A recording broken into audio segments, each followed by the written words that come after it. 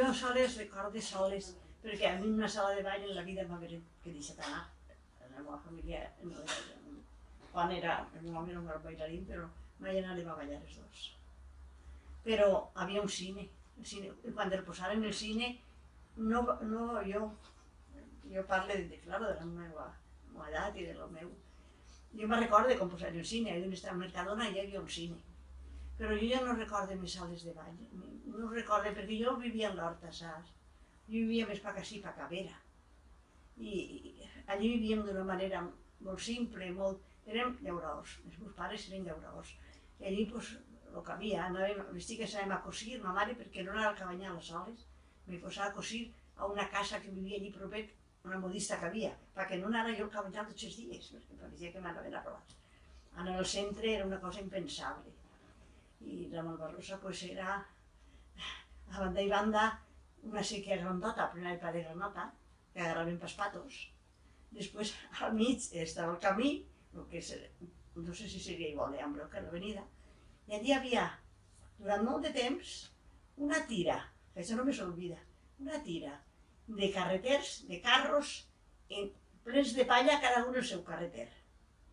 I jo passava cada dia, ja t'he dit que en ma casa érem agricultors, teníem vaques, i jo passava cada dia en un cànter de llet a portar-la al Cabanyal. No te puguis imaginar el que és allò, no te pots imaginar. No te pots imaginar el que és allò, tots aquells homes allí i en el cànter de la llet per costat. Sí que era. I la sosa quedava estret. Ai, era una cosa, així no era una Malvarrosa, jo no me'n recordo ja de moltes coses, perquè ja t'he dit que jo vivia. T'he vull dir com era. Per exemple, el tros que n'hi ha des de l'últim xino que han posat allà,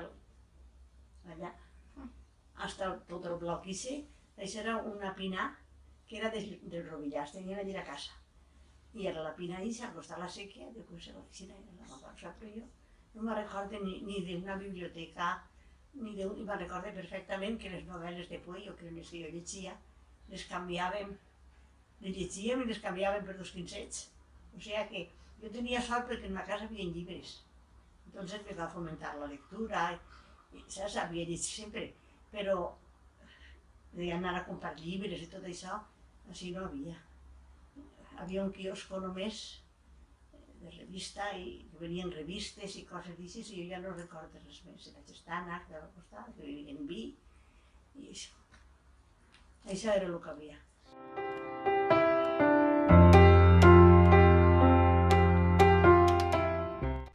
Tota la Politècnica s'ha menjat tota l'horta, fent manifestacions i tot, me'n recordo jo. S'ha menjat tota l'horta només que ha quedat la part de Pagallà, perquè el que era més pagar sí, més pagar el camí del Cabanyal, que dèiem, això tot és la Politècnica. Tot i poliesportiu, el poliesportiu allí n'hi ha de tot, n'hi ha poliesportiu, aules, piscina, hi ha de tot allí. I així s'ho ha menjat, i una expropiació, han expropiat molta terra. Una expropiació, per mi, des del meu punt de vista, és una cosa molt trista. Perquè te compren una cosa que tu no la vols vendre, perquè jo no hubiera venut la terra de mon pare, i te la paguen com volen. I ara n'hi ha un trosset de terra allí, que un matrimoni que el meu home es va donar permís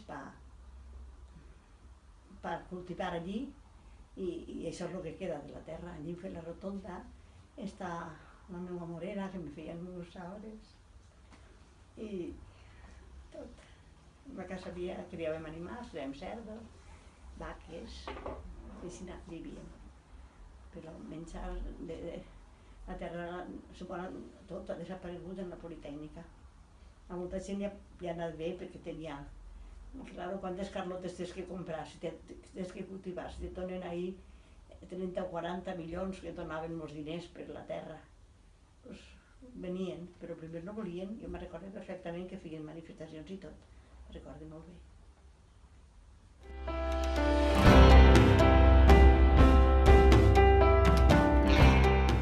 La platja era una platja plena de xiringuitos que plantaven.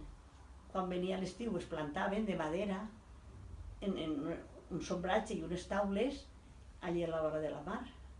I de passeig ni pensar-ho.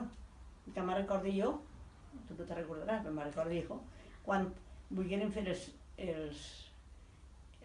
el passeig, i com entonces eren socialistes, crec, digueren que no, que ja no tindríem la mateixa platja, i ja veus la platja com està ara.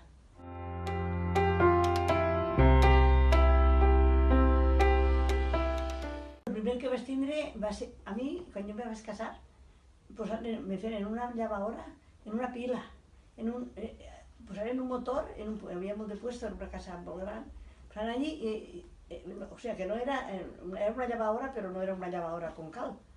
I després, ja quan va néixer la meva filla, 3 o 4 anys després, tenia una nevera, la primera nevera, una Edesa, que me durava 20 anys, no com ara, que totes les setmanes necessites una.